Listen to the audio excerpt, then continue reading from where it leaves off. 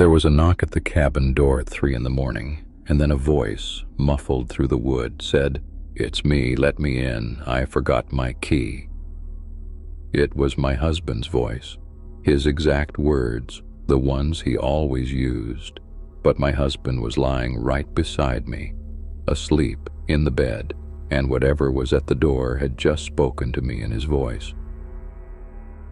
"Welcome back. It's just you and me in the dark tonight." 3 true stories from people who went somewhere quiet and remote and alone, a cabin in the off-season, a place with no neighbors for miles, and found out that being truly isolated doesn't mean being truly alone. Let's begin. My husband and I rented a cabin for a long weekend one winter. Remote. The nearest other place was a couple of miles off, down an unplowed road, and the nearest town was farther than that. That was the whole point. We wanted the quiet. Snow, a fireplace, no phones, no people. And the first night was exactly that. Perfect. We went to bed early, warm under a pile of blankets, the wind soft outside, my husband asleep beside me within minutes. I lay awake a little longer, listening to the deep silence of a place with no traffic, no neighbors, nothing. And then, at 3 in the morning, someone knocked on the door. I came fully awake at once. 3 slow knocks on the front door of a cabin 2 miles from anything, in the dead of a winter night. My first thought was that something was wrong. A stranded driver, a neighbor in trouble, someone who needed help. And then the voice came through the door. And it was my husband's voice. It said, "It's me, let me in, I forgot my key." The exact phrasing he always used when he got home, a little running joke between us. "It's me, let me in, I forgot my key." His voice, his words, his tone, and my husband was asleep next to me. I could feel him breathing against my back. I could hear him breathing. He had not gotten up. He was right there. And his voice was outside the door, in the snow at 3 in the morning, asking to be let in. I froze. I didn't wake him at first. I couldn't make my body do anything. I just lay there and listened, and the knock came again, and the voice again. Patient, warm. "It's me, honey. Let me in. It's cold out here." And it was so exactly him that a part of my brain kept trying to make it make sense. Kept trying to tell me he must have gotten up, must be playing a joke, even as I could feel the weight and warmth of him in the bed behind me, even as his real breath moved the hair on the back of my neck. I finally woke him, my hand shaking on his shoulder. And the second he stirred, the second he made a sound, a real sound, his actual sleepy voice mumbling, What's wrong?" The knocking stopped. Instantly. And the voice at the door stopped. And there was only the wind, and the snow, and the deep silence coming back in. We did not open that door. We sat up the rest of the night with every light on and the fireplace roaring and a kitchen knife on the table between us, and we watched that door until the sun came up. In the days after back home, I tried to rationalize it into something I could live with. A dream, maybe. A vivid, terrifying dream brought on by the isolation and the dark. But my husband had heard the knocking too when he woke. That was the problem. He hadn't heard the voice, thank God. He'd slept through the part where it wore him. But he'd heard the rest, me shaking, the knocking, the silence after. It was real. Something had really been at that door, and the more I turned it over, the more one detail refused to let me rest. It hadn't tried to trick my husband. It could have knocked and used my voice to lure him out. It didn't. It waited until he was asleep and used his voice on me. It had chosen. It had understood our marriage well enough to know whose voice would open which door, to know that I'd get up for him faster than for anyone on earth, that his voice at the door was the one sound in the world I'd never think twice about. It hadn't just learned his words, it had learned us.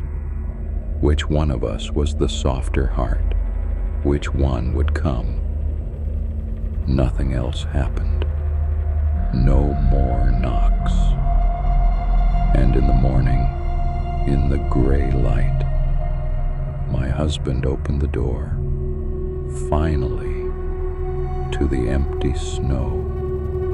There were no footprints. That's the thing. Fresh snow had fallen in the night, a clean, unbroken blanket of it right up to the door, and there was not a single track in it. Nothing had walked up to that door. Nothing had stood there, knocking. And yet something had, for the better part of an hour, in my husband's own voice, asked me to open it. We packed and left that morning, days early. And I've never been able to shake the one thought that has kept me up ever since. It knew his voice. It knew the exact words he used, our private little joke, words I'd never heard him say to anyone but me, in the doorway of our own home, far away, which means it had been listening long before that cabin, long before that night. It had learned him, learned us, from somewhere, sometime, and it had simply waited until we were somewhere with no footprints to leave and no one to hear us scream, to try his voice on me. And I let myself wonder, just once, what would have happened if my husband had been a heavier sleeper, if I'd have gotten up in the dark and gone to the door and heard my husband's voice and opened it.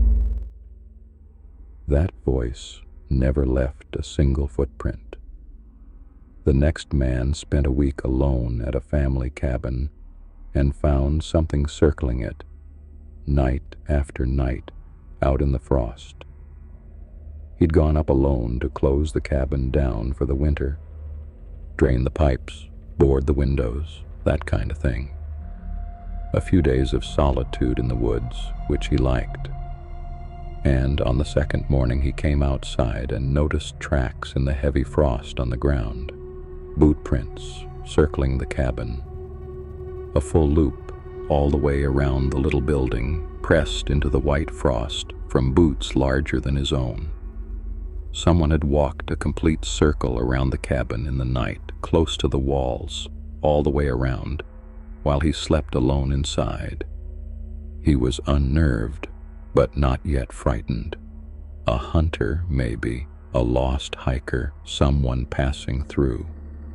He followed the tracks with his eyes all the way around, and found that they didn't lead in from the woods, and they didn't lead back out.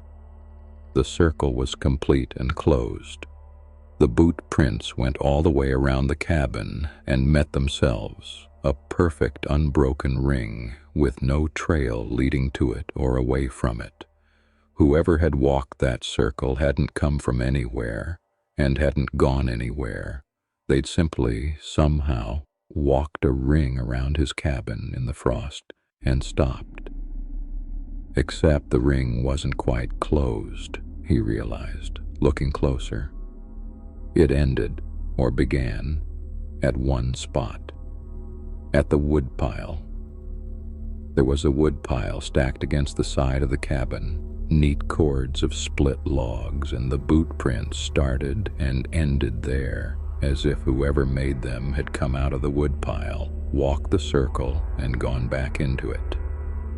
And here's the thing that made him pack his truck and leave that afternoon, the winterizing half done.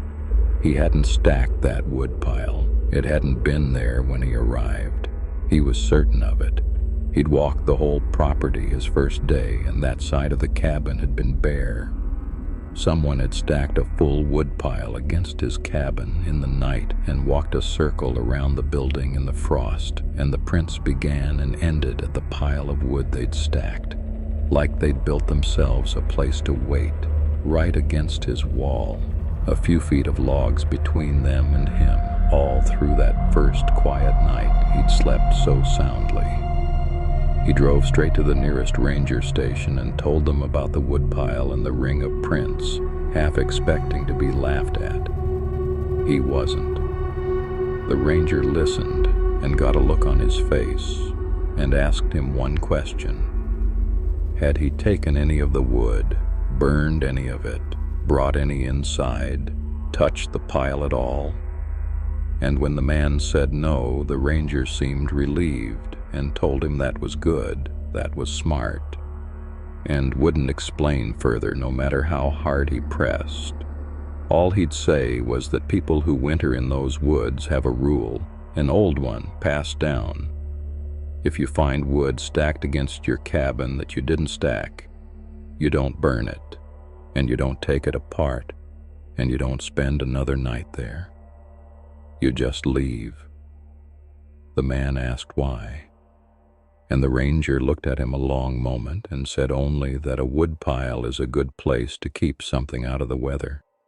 Then he changed the subject and wished him a safe drive home. The man never went back up to that cabin, not once, not even to finish draining the pipes. Some property, he decided, you just let freeze. He never took the wood pile apart to see if anything was inside it. He just left. Some questions, he told me, you're better off driving away from. Some things you leave stacked in a wood pile and just walk away from. The last story tonight came in over an old radio instead, broadcasting from a place that isn't there anymore. She was staying alone at a remote cabin that still had one of those old CB radios mounted on the wall, the kind cabins in the backcountry used to keep before cell phones to call for help when the road snowed in. She'd never used it. It was a relic, a decoration almost. But one night late, it crackled to life on its own, static, and then a voice. A man's voice, weak, frightened, calling for help. He gave a location, a cabin by name, up on a ridge she vaguely knew. He said there was someone outside. He said they'd been trying to get in for hours. He begged whoever was listening to send help, to call someone, please. They were almost through the door.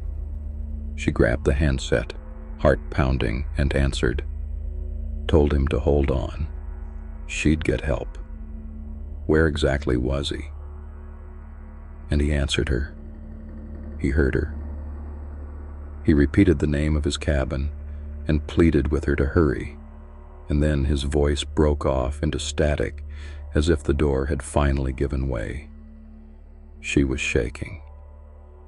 She got to the nearest town the next morning and told the sheriff everything. The call, the cabin's name, the man begging for help. And the sheriff went quiet.